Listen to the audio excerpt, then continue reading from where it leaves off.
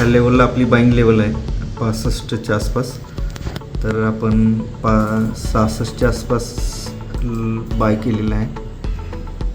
हे बघा आपली 0.5 मी बाय केलेलं आहे ही क्वांटिटी. आता थोडंसं मायनसमध्ये चाललेलं आहे. बघूया आता काय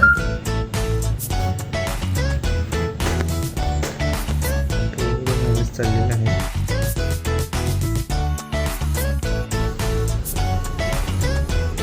तुम्ही बघाल तर एक्झॅक्ट स्टॉप लॉसच्या आसपास जाऊन ते आता वरती आले. बघूया आपल्या पोझिशनमध्ये काय फरक पडला आहे का. मग अशी आपली पोझिशन लॉसमध्ये होती.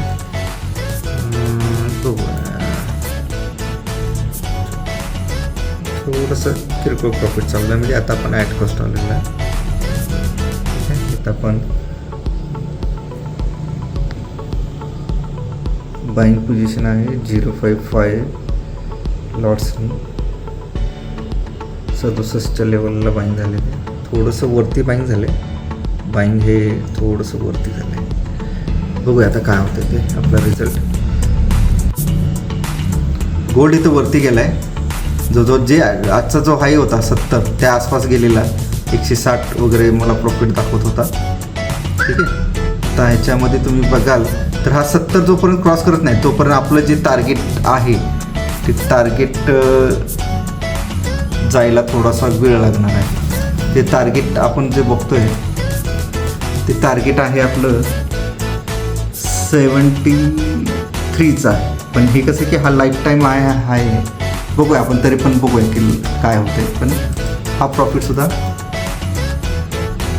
चांगला आहे.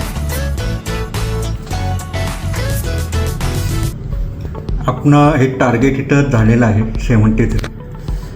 आता बघूया आपल्या अकाउंटमध्ये. या अकाउंटमध्ये $256 मला प्रॉफिट दाखवतोय. हा प्रॉफिट आपण इथं बुक करूया.